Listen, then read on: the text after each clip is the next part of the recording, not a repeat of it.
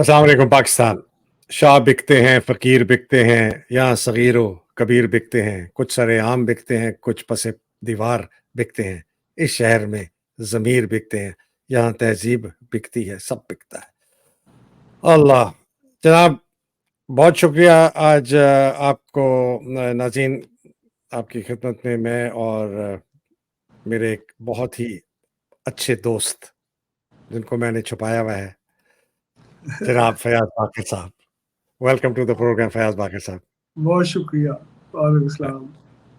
फैज़ बाक़र साहब ये मेरा बड़ा फ़ेवरेट एक ये नज़्म है, अशार हैं और यहाँ तो जर्नैल बिक गए, जज बिक गए, सब बिक गए।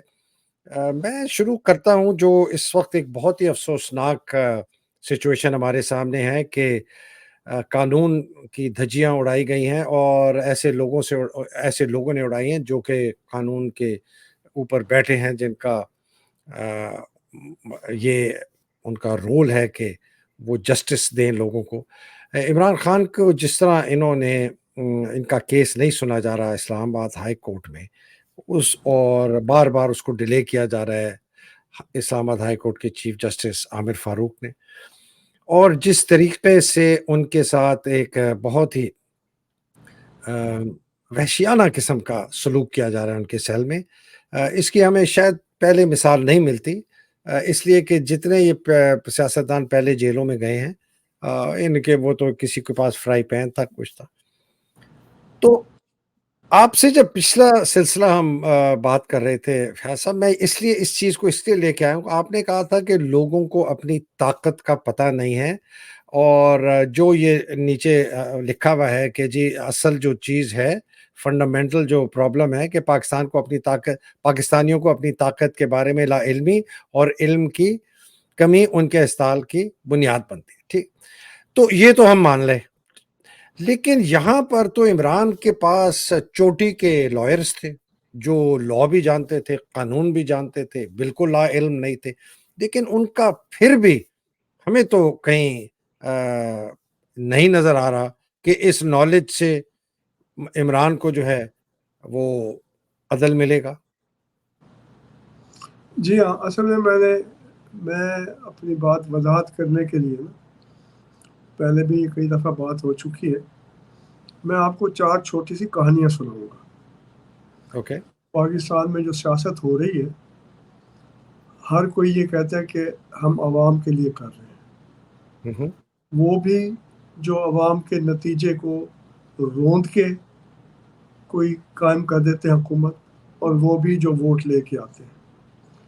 पहली कहानी ये है कि एक साहब अपने किसी मेहमान को ट्रेन पे बिठाने के लिए आए। ट्रेन इस्लामाबाद जानी थी।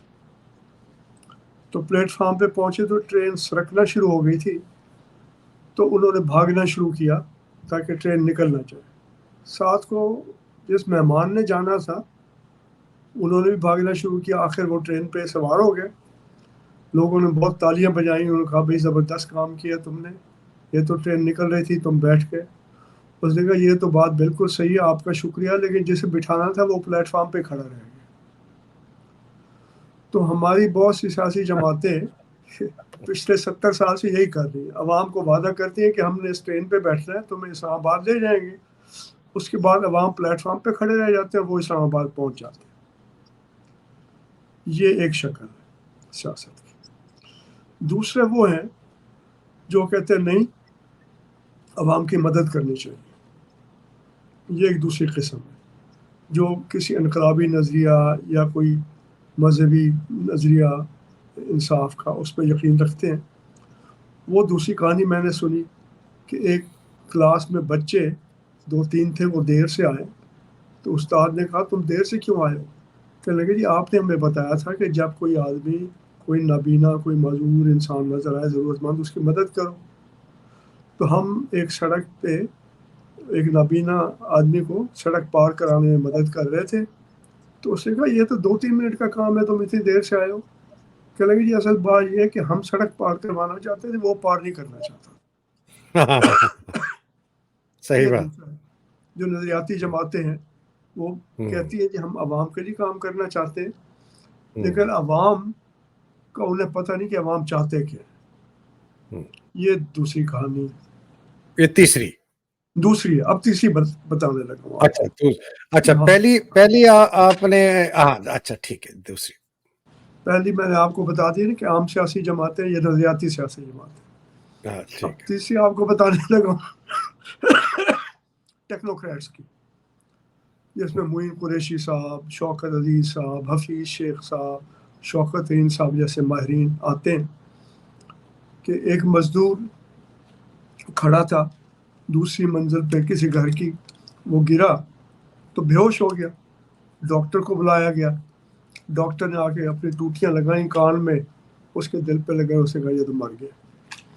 اتنے میں اسے ہوش آ گیا مزدور کو. اسے کہا نہیں میں مرا نہیں ہوں، میں زندہ ہوں. تو اس کے ساتھ ایک آدمی کھڑا تھا. اسے کہا تو چپ رہ، تجھے زیادہ پتہ ہے یا ڈاکٹر کو پتہ ہے؟ تو یہ وہ ڈاکٹر ہیں یہ ہمارے آج کل کے کاکڑ ڈاکٹر شمشاد اور یہ گیلانی ملانی جو آتے ہیں وہ ہمیشہ اعلان کرتے ہیں کہ یہ معیشت مردہ ہو چکی ہے، ہم ٹھیک جان نکل چکی ہے، اور لوگ پھر کھڑے ہو جاتے ہیں. تو انہیں کہتے ہیں چپ کرو، تمہیں پتہ ہے یہ ٹیکنوکریٹس کو. اور یہ ہمارے ساتھ کھیل کھیلتے رہتے ہیں. اور بائی دا وے باقر صاحب، یہی بات مجھے فوجی کہتے ہیں مہدی تجھے زیادہ پتہ ہے یا عاصم منیر کو زیادہ پتہ ہے، باجوے کو زیادہ پتہ ہے؟ بس میں نے کہا تھا مجھے یہ بتاؤ عام بنگالی کو زیادہ پتہ تھا یا خان کو زیادہ پتہ تھا؟ بالکل. تو یہ کہانیاں ہیں نا. تو چوتھی کہانی ایک بڑی اہم ہے جب آپ جمہوریت کی بات کرتے ہیں، جو میں کہنے کی کوشش کر رہا ہوں بار بار. اور چاہے عمران خان کو بچانا ہے یا دستور کو بچانا ہے یا جمہوری نظام کو بچانا ہے یا عوام کی زندگی کو بہتر بنانا ہے، اس کا ایک بڑا دلچسپ ہے. آپ کو پتہ ہے کہ علم ہے اینتھروپولوجی کا، جو کہ یہ مغرب کے لوگ غیر مغربی معاشروں میں جا کے انسانی رویوں کو سمجھنے کی کوشش کرتے ہیں. لمبا عرصہ اپنے نظریات کے بجائے ان کو دیکھتے ہیں، اس کی بنیاد پر رائے قائم کرتے ہیں. تو انہوں نے تجربہ کرنا تھا. ان کا خیال تھا کہ یہ جو معاشرے ترقی نہیں کر رہے اس لیے کہ یہ لوگ سست ہیں، ان میں مقابلے کی وہ مسابقت کا جوش نہیں ہے، اور اپنی ذات کے لیے آگے بڑھنے کی اس لیے معاشرے پسماندہ ہے. تو انہوں نے ایک پھلوں کی بہت بڑی ٹوکری ایک میدان میں رکھی ایک سرے پہ. دوسرے سرے پہ 15-20 بچے ہائی اسکول کے تھے، 10-15 سال کی عمر کے درمیان. انہیں کہا جی آپ یہاں سے دوڑنا شروع کرو، جو سب سے پہلے پہنچے ہوئے نا اسے پوری ٹوکری مل جائے گی. تو وہ بچوں کوئی نہیں بھاگا، وہ آہستہ آہستہ چلتے رہے اور سارے آخر میں پہنچ گئے وہاں. پھر سب نے بیٹھ کے مل کے کھایا. انہوں نے کہا یہ تم نے کیا کیا؟ انہوں نے کہا مل کے کھائیں گے، بھاگنے کی کیا ضرورت. تو جو ہمارے عالم حضرات ہیں، جب تک وہ سیاست کا کوئی ایسا طریقہ، اسے وہ کہتے ہیں اوبنتو، اس روایت کو جی اوبنتو کہتے ہیں. اوبنتو یہاں ہم سانج کہتے ہیں یا سنگت کہتے ہیں. تو جب تک ہم عام لوگوں کو ساتھ لے کر نہیں چلیں گے اس وقت تک ہم کوئی بنیادی تبدیلی نہیں لا سکتے. وکیل عمران خان کے بہت اچھے ہوں گے، پہلے بھی وکیل بہت اچھے آتے رہے، بھٹو صاحب کے بھی وکیل بہت اچھے تھے. لیکن اس لڑائی اگر آپ صرف اسلام آباد میں سپریم کورٹ میں لڑیں گے تو وہ آپ لڑائی جیت نہیں سکتے. ہر گلی میں، محلے میں، یونین کاؤنسل میں، تحصیل میونسپل ایڈمنسٹریشن میں، ڈسٹرکٹ گورنمنٹ میں آپ کو اپنے ہر حق کے لیے لڑنا چاہیے. بنیادی فرق یہ ہے اگر آپ کو اپنے حق کا پتہ ہے اور آپ کو یہ بھی پتہ ہے کہ آپ نے اس حق کے لیے لڑنا کیسے ہے، تو وہ صورتحال ہوگی جیسے امریکہ میں ہوتی ہے. کہ امریکہ میں کوئی بندہ کورین ہے، کوئی چینی ہے، کوئی ساؤتھ ایشین ہے، کوئی ہے، اگر اسے پولیس والا سڑک پہ روکے تو وہ اکڑ کے سینہ تان کے کہتا ہے I am also an American. اسے پتہ ہے کہ امریکہ کے دستور نے اس کو حفاظتیں دی ہوئی ہیں. تو اس کے طور پہ ہمارے ملک میں دستور کی عمل درآمد بہت کمزور ہے، لیکن دستور اور قانون کے اندر اتنی گنجائش ہے لوگوں کے لیے. جب تک وہ چھوٹی چھوٹی لڑائیاں نہیں لڑیں گے، اعتماد حاصل نہیں کریں گے، جی ہم پاکستانی ہیں، ہم ٹیکس دینے والے ہیں، ہمارے ٹیکس سے حکومت چل رہی ہے، اور انہیں جب تک یہ پتہ نہیں ہوگا سرکاری دفتروں میں، تھانے میں، کچہری میں کس طریقے سے اپنا حق لینا ہے، اس وقت تک وہ ایسی قوت نہیں بن سکتے کہ جس سے حکومت کے لیے پریشانی ہو کہ اچھا اگر ادھر یہ ہم سے جی ہاں ایک منٹ رکیں، یہ بڑی زبردست بات چل رہی ہے اور اسی کو آگے لے کے چلیں گے. میں آپ کو ایک شارٹ ٹرم آبجیکٹیوز شیئر کرنا چاہتا ہوں. شارٹ جی ٹرم جی آبجیکٹیو ہے ریجیم چینج کے، کہ یہ جو اس وقت ٹولہ بیٹھا ہوا ہے، جی فوجی جی ٹولہ، عاصم منیر کے ساتھ ساری طاقت ہے، اور اس نے آگے اپنے وہ نااہل قسم کے ٹیکنوکریٹ، وہی ڈاکٹر جس نے کہا تھا مزدور مر گیا، وہ بٹھائے. پہلا ہے کہ جی اس کو تبدیل کرنا ہے. جی جی دوسرا ہے کہ عمران کو آپ نے عدل دلوانا ہے، فیئر اینڈ فری، جو بھی ہے عدل، ہم نہیں کہتے کہ اس کی عمران کے ساتھ انصاف ہو. اور تیسرا امیجیٹ آبجیکٹیو ہے کہ فیئر اینڈ فری الیکشن ہو، کہ ایک نمائندہ حکومت آئے جو کہ پھر ایک سسٹم چینج کی بات کرنے کی کوشش. ایک تو یہ ہے سر شارٹ ٹرم. دوسری جو آپ بات کر رہے ہیں نا لانگ ٹرم، وہ یہ ہے کہ جو آمر ہے، جو ظالم ہے، جو ڈیسپوٹ ہے، جو ڈکٹیٹر ہے، وہ حکمرانی کرتا ہے لوگوں کی لا علمی، ان کی اگنورنس کا فائدہ اٹھا کے، اور خوف کا. پاکستان میں دونوں بہت ہی وافر مقدار میں پائے جاتے ہیں. خوف کی بے پناہ ایسے پہاڑ ٹوٹ پڑے ہیں پاکستانیوں پہ کہ کوئی سر اٹھانے کے، سچ بات، حق بات، اپنے حقوق کی بات بھی نہیں کرتا. اور لا علمی اتنی ہے کہ کسی کو یہ نہیں پتا، بڑے بڑے لکھوں کو نہیں پتا کہ یار میں نے اگر میرے گھر کے سامنے کھدائی ہوگی تو میرا حق ہے یہ رکوانے کا یا نہیں. میں ایک مثال دے رہا ہوں، ٹھیک ہے نا جی. جی جی تو ان دونوں کو سر لے کے ذرا چلیں. ہاں میں یہ کہہ رہا ہوں کہ ہمارا رویہ اپنا جب تک فدیانہ رہے گا اور ہم اپنے حق کے لیے آواز نہیں اٹھائیں گے، بار بار لڑیں گے نہیں، اس وقت تک ہم اوپر کی لڑائی نہیں جیت سکتے. میں نے پہلے بھی کہا ہے کہ چھوٹی لڑائیاں جب تک آپ نہیں جیتیں گے، بڑی لڑائی آپ نہیں جیت سکتے. میں آپ کو ایک چھوٹی سی بات بتاؤں. ہر شہری کو حق ہے ووٹ دینے کا، یہ دستور نے دیا ہوا ہے. فوجی بھی آتے ہیں، وہ بھی ریفرینڈم کرواتے ہیں یا ووٹ لیتے ہیں. انہیں بھی کوئی اپنا اخلاقی جواز پیدا کرنا ہوتا ہے تو ووٹ کا سہارا لیتے ہیں، چاہے غیر جماعتی انتخابات ہوں، مقامی حکومت کے انتخابات ہوں. میں یو این ڈی پی میں کام کرتا تھا، انتخابات ہونے تھے تو میں نے کہا کہ میں انتخابات کے لیے رجسٹر کروں ووٹر کے طور پہ. تو میں آپ کو کہانی سناتا ہوں. جس تک ہمارا نظام بنا ہوا ہے، دستور میں مجھے حق ہے ووٹ دینے کا. میرا گھر بھی تھا، نوکری بھی اسلام آباد میں تھی. میں اس زمانے میں، یہ 1993-94 کی شاید بات ہے، الیکشن ہونے والے تھے تو میں نے مسلم لیگ کو ووٹ دینا تھا. تو مسلم لیگ کا دفتر تھا مرگلہ روڈ پہ. وہاں پہ میں گیا تو سرتاج عزیز صاحب کھڑے ہوئے تھے وہاں پہ. میں نے انہیں کہا جی میں ووٹ دینا چاہتا ہوں، آپ کی پارٹی کے لیے مجھے ووٹ رجسٹر کروانا ہے. انہوں نے کہا جی ٹھیک ہے. انہوں نے وہاں ایک فوٹوگرافر کھڑا تھا مسلم اخبار کا جو وہاں آیا ہوا تھا. انہوں نے کہا آپ اس کے ساتھ چلے جائیں، یہ آپ کا ووٹ رجسٹر کروا دے گا. میں اس کے ساتھ چلا گیا. وہ مجھے سپر مارکیٹ میں لے آیا ایک دفتر میں. تو وہ مجھے بعد میں پتہ چلا کہ شاید وہ راجہ پرویز اشرف صاحب کا دفتر تھا. میں نے کہا یار تم تو ادھر مجھے پیپلز پارٹی کے دفتر میں لے آئے ہو. کہنے لگا جی یہ آپ کا ووٹ رجسٹر کروا دیں گے، مسلم لیگ والے آپ کا نہیں کروا سکتے، آپ ان سے کہہ دیں. میں ان سے جا کے ملا راجہ صاحب سے. میں نے کہا جی میرا ووٹ رجسٹر کروا دیں. انہوں نے کہا مجھے ابھی ٹکٹ نہیں ملی، اگر پارٹی نے مجھے ٹکٹ دے دیا تو تم آ جانا، میں ووٹ رجسٹر کروا دوں. انہیں شاید اس زمانے میں ٹکٹ نہیں ملا. پھر میں گیا اسسٹنٹ کمشنر کی عدالت میں براہ راست. انہوں نے کہا جی میں تو مقدمہ سن رہا ہوں فی الحال، صبح آپ 1 بجے آئیں. 1 بجے میں گیا تو انہوں نے کہا کہ جی وہ لمبا ہو گیا مقدمہ، اور میرے کیونکہ بڑی نوکری ایسی تھی، میں اتنے گھنٹے دفتر سے باہر نہیں رہ سکتا تھا. تو میں اسے چھوڑ کے چلا آیا۔ کچھ عرصہ بعد ہمارے UNDP نے ایک پروجیکٹ شروع کیا الیکشن کمیشن کے ساتھ۔ اس میں ہمارا ایک ڈرائیور تھا رضا،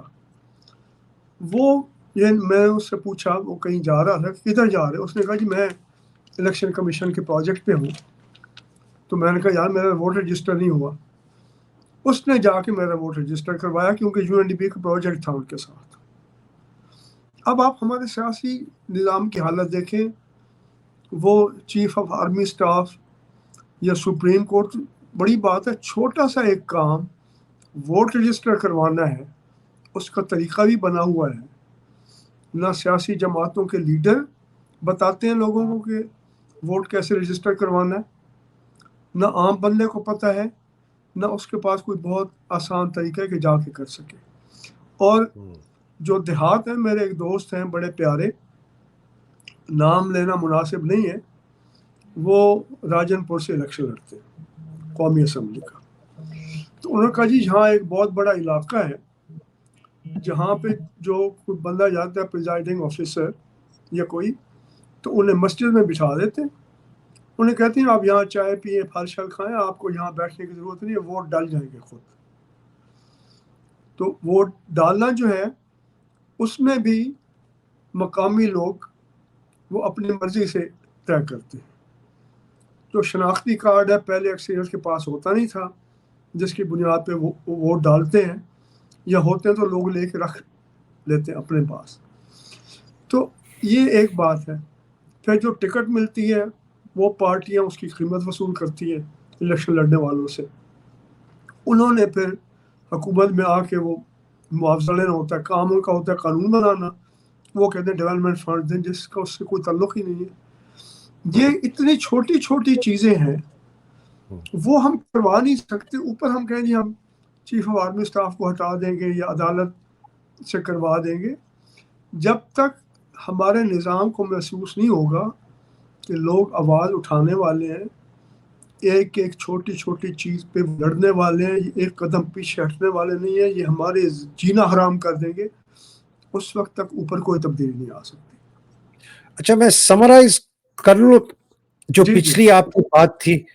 آپ نے کہا تھا کہ جو ہمارے یہ ہیں کہ یہ اپنے لوگ جو ہیں یہ حکمرانی کرتے ہیں لا علمی سے اور خوف سے، اور آپ نے کہا تھا کہ ہر بندہ پاکستان کا جو ہے اس کو نیٹ ورک بنانے چاہیے حکومتی اداروں میں، وہاں اپنے ہم خیال لوگوں کی سوچ جو کہ اچھا پاکستان چاہتے ہیں ان کے ساتھ ملیں، چاہے وہ پولیس میں ہوں، انٹیلیجنس ایجنسی میں ہوں، فوج میں ہوں، بیوروکریسی میں ہوں، تحصیل میں ہوں، تھانوں میں ہوں، یونین کاؤنسلوں میں ہوں، پیمرا میں، نادرا میں، الیکشن کمیشن میں، اس طرح کے ان کی پھر نالج کو وہ ایکوائر کریں، علم ایکوائر کریں کہ جی یہاں کس قسم کے قانون ہیں، کس قسم کے رولز ہیں، پروسیجرز ہیں، سسٹمز ہیں، ان کو سمجھیں اور ان کو پھر استعمال کریں اپنے حقوق کو لینے کے لیے۔ اور یہ ہر پاکستانی کو کرنا ہے۔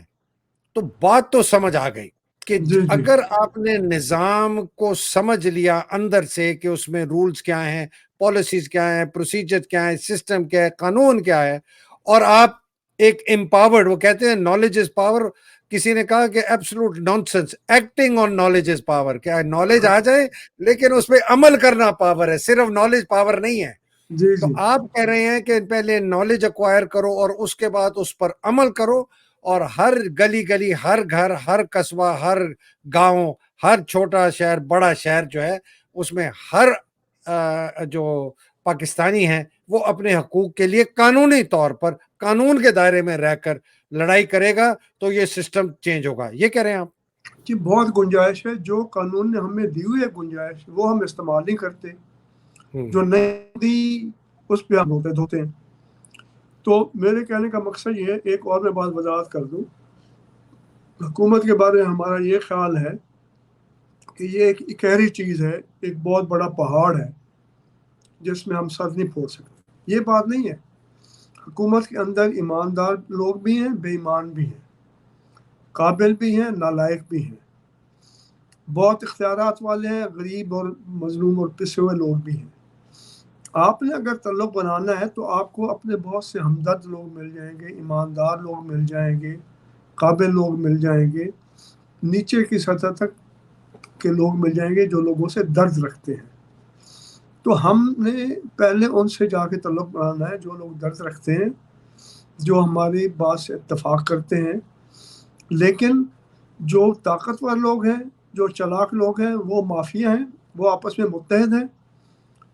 جو غریب ایماندار آدمی ہوتا ہے نا، وہ جاتا ہے اپنا کام کرتا ہے، گوشہ نشین ہو کے گھر بیٹھ جاتا ہے، انہیں نیٹ ورکنگ کی ضرورت نہیں ہوتی. لیکن اگر وہ لڑائی لڑیں تو ہم چاہتے ہیں کہ وہ اکیلا آدمی سارا بوجھ اٹھا لے اور فائدہ ہم سب کو ملے. ایسا نہیں ہو سکتا. اگر ہم چاہتے ہیں کہ حکومت کے اندر لوگ لڑائی میں ہمارے ساتھ کھڑے ہوں تو ہمیں بھی ہمت کرنی چاہیے، ہم بھی اکٹھے ہو کے منظم ہو کے ان کے ساتھ جائیں، ان کے پیچھے کھڑے. وہ میں مطلب جب تھا یو این ڈی پی میں اور پھر میں نے چھوڑا، میں اختر حمید خان ریسورس سینٹر میں تھا. گورنمنٹ میں ہمارے لوگ تھے بہت اعلیٰ منصب پہ، سیکرٹری یا اس کے عہد سے کم.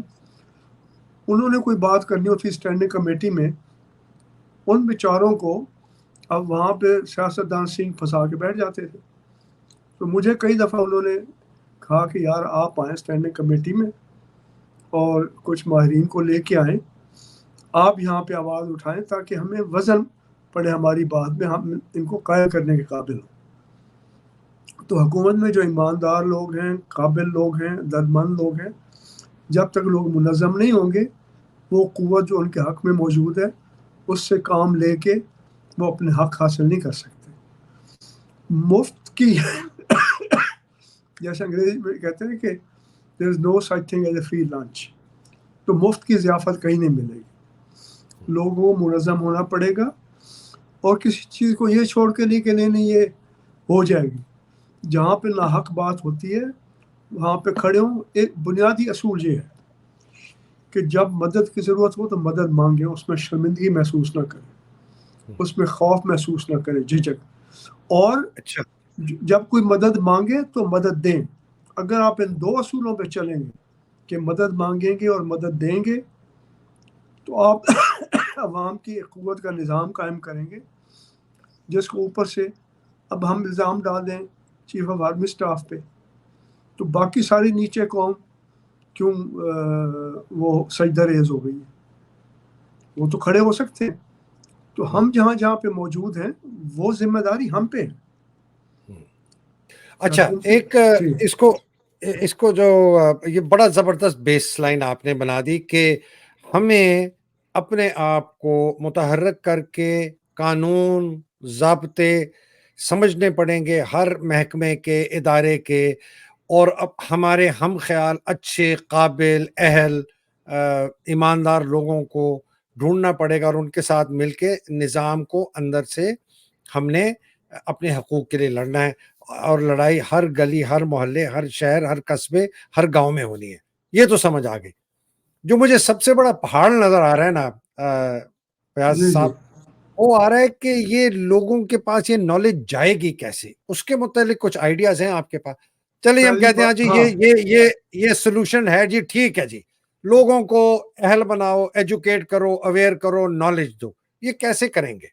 ہاں میں پہلی بات آپ کو یہ بتا دوں کہ جیسے میں نے کہا کہ لوگوں کو اپنی طاقت کا علم نہیں ہے.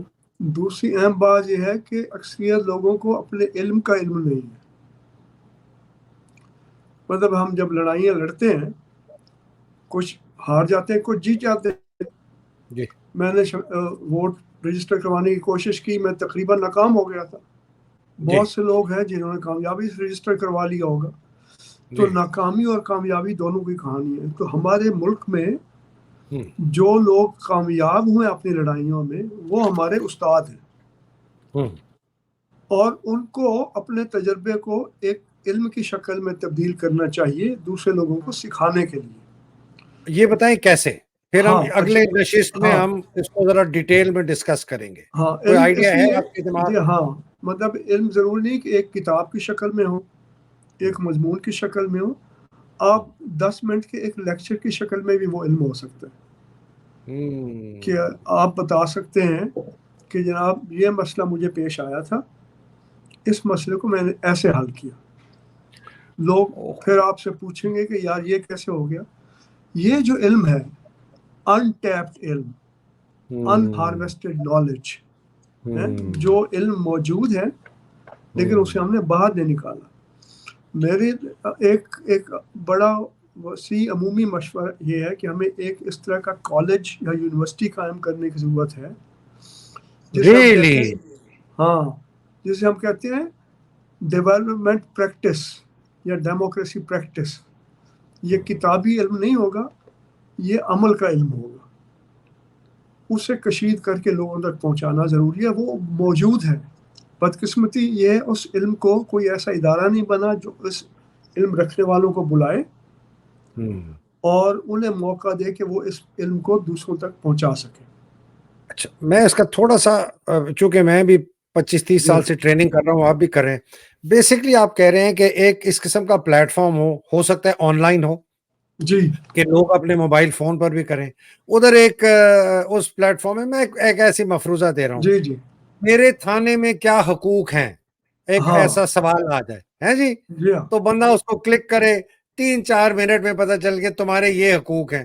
اگر میرے خلاف FIR رجسٹر ہوئی اور میں گلٹی نہیں ہوں، مجھے کیا کرنا چاہیے، مثال کے طور پر. اچھا جی، میرے گاؤں کے اندر گندا پانی کھڑا ہو جاتا ہے، اس کو صاف کرانے کا کیا طریقہ ہے قانونی، یہ کہہ رہے ہیں آپ. بالکل یہ ہے. لوگ چھوٹی چھوٹی کہانیاں بھی بنا سکتے ہیں. فیاض بھائی، یہ اگر ہو گیا اور ہم نے اس قسم کا کوئی ایک پلیٹ فارم بنا لیا جہاں پر جو عام شہری کے مسائل ہیں اور اس کو حقوق کا مل جائے، اور پھر لوگ اپنے تجربے بھی لا کے وہاں لکھیں کہ جی میرے ساتھ یہ ہوا، میں نے اس کو اس طرح ڈیل کیا. جی، it's a gold mine of knowledge. ایک خزانہ ہے وسیع جو کہ موجود ہے، جس کی ہمیں خود قدر معلوم نہیں ہے. اس کو دوسرے آگے پیش کریں، یہ جھجک محسوس نہ کریں کہ اس میں کچھ کمی رہ گئی آپ کی کوشش میں. وہ لوگ آپ سے سیکھیں گے، اس میں خود اضافہ کریں گے. لیکن جو عوام کا علم ہے وہ ہے جو عوام کے اپنے تجربے سے انہوں نے اکٹھا کیا ہے، اور وہ بہت قیمتی علم ہے. اس کا یونیورسٹیوں کے استادوں کو پتہ نہیں ہے، اس کو ماہرین کو نہیں پتہ. نہیں جی، آن گراؤنڈ جو بندہ ہے جو جاتا ہے روز پٹواری کے پاس، وہ کہتا ہے میں نے پٹوار والے سے کیسے کیا، وہ رشوت مانگ رہا تھا، میں نے نہیں دی لیکن اس طرح کام کرا دیا، یہ ایک طریقہ ہے تمہارا. اچھا، اس کو نا اگلی نشست تک ابھی چھوڑتے ہیں، لیکن مجھے جو 3-4 میجر اس کے امپلیمنٹیشن سکسیس فیکٹرز میں کہتا ہوں، لوگ تو کہتے ہیں نا پوائنٹ آف فیلیئرز، میں کہتا ہوں نہیں، پوائنٹ آف سکسیس کیا ہے. ایک تو یہ ہے کہ جی یہ جو کانٹینٹ ہے نا، بیکاز ہم ٹرینر ہیں، آپ بھی ٹرینر ہیں، یہ بنائے گا کون. پھر دوسرا یہ ہے، اس کے اب ہم جواب نہیں لیتے، یہ ہم اس کو اگلے میں. پھر دوسرا ہے کہ اس کو بہت انگیجنگ ہونا چاہیے، ملٹی لنگول، پنجابی میں بھی ہو، پشتو میں بھی ہو، سرائکی میں بھی ہو، سندھی میں بھی ہو، بلوچی میں بھی ہو، اور بڑا انگیجنگ ہو، بڑا گیمیفائنگ ٹائپ چیز ہو، اس کے اندر وہ مزاحیہ بھی ہو کہ لوگ اس کو زیادہ لمبا نہ ہو، ہر سوال کا 3-4 منٹ کی چھوٹی چھوٹی ویڈیو سنپٹس ہوں. ٹھیک ہے نا جی. پھر یہ ہے کہ اس کو لوگوں تک اس کی اویئرنیس کیسے ہوگی. جی یہ بن گیا ہے، یہ فیاض باقر صاحب کا پلیٹ فارم ہے جی، یہاں آئیں، آپ کو جو سوال پوچھنا ہے نا حکومتی اداروں کے متعلق، پولیس کے متعلق، رول یہ یہاں آئیں. اور چھٹا یہ ہے کہ پھر اس کے نیچے بہت بڑا ٹیکنالوجی پلیٹ فارم اور اس کی مینجمنٹ، تو یہ بہت بڑا پروجیکٹ ہے، یہ is not a small thing. یہ جو پروجیکٹ ہے نا، میں ایک اہم بات آپ کو بتا دوں، کیونکہ میں نے اس کے اوپر کوئی تقریباً 50-60 میں موضوعات تیار کر چکا ہوں جو آپ کو دکھانا چاہتا ہوں. اچھا یہ آپ نے، ٹھیک ہے، چلیے اس پہ پھر لیکن اہم بات یہ ہے، جی بولے، یہ ہے کہ جو لوگ اس وقت واقعی اس ملک میں کچھ تبدیلی چاہتے ہیں، ان میں وکیل بھی ہیں، ان میں اکاؤنٹنٹ بھی ہیں، ان میں اکنامک پلانر بھی ہیں، ان میں پولیس کے لوگ بھی ہیں، ریٹائرڈ لوگ ہیں جنہیں پتہ ہے پولیس کا نظام کیسے چلتا ہے، ان میں اور بہت سارے شعبوں سے تعلق رکھنے والے الیکشن کمیشن کے لوگ بھی ہیں. مطلب آپ کہہ رہے ہیں جو سبجیکٹ میٹر ایکسپرٹس ہیں، جن کو پتہ ہے اپنے شعبوں کے اندر کیا ہوتا ہے. ٹھیک، سیاسی جماعتوں کے لوگ بھی ہیں. ہمارے ملک میں اب ہر کسی کو پتہ ہے کہ جو ٹکٹ لوگ بیچتے ہیں, پیسے دے کے ٹکٹ لیتے ہیں, پھر پیسے وصول کرتے ہیں. ہوتا کیا ہے اس کے بارے میں کوئی نہیں بتاتا کہ جی یہ سارا نظام کیسے چلتا ہے. تو ایسے جو ماہرین بیٹھے ہیں جنہیں ان سب چیزوں کا پتہ ہے, فارمیٹ سیدھا سادہ ہے جیسے ٹیڈ ٹاک کا ہے. آپ کہیں بھائی 10 منٹ ہیں, اچھی طرح سے تیاری کر کے ریہرسل بار بار کر کے تم نے اپنی کہانی 10 منٹ میں سنا دیں. ٹھیک ہے, یہ جو ہے نا کانٹینٹ ڈیلیوری میتھڈالوجی, اس کی ہم بعد میں بات کریں گے, بیکاز اس کے بہت اور بھی زاویے ہیں.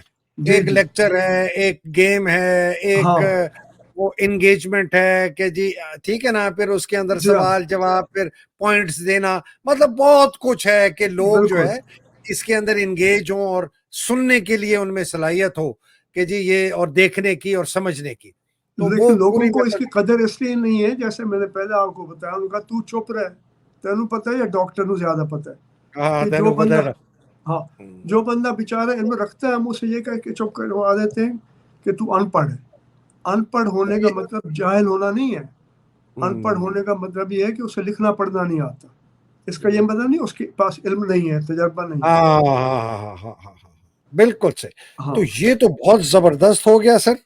تو اس کو پھر ہم اگلی نشست میں کریں گے, لے کے ذرا تھوڑا سا آپ بھی سوچیں, میں بھی سوچتا ہوں, اور میں لوگوں سے ریکویسٹ کر رہا ہوں جو یہ ابھی سن رہے ہیں, یہ میرے پاس جتنی ریکویسٹ آتی ہیں, ہزاروں آتی ہیں کہ ہم کیا کریں پاکستان کے لیے, ہم کیا کریں.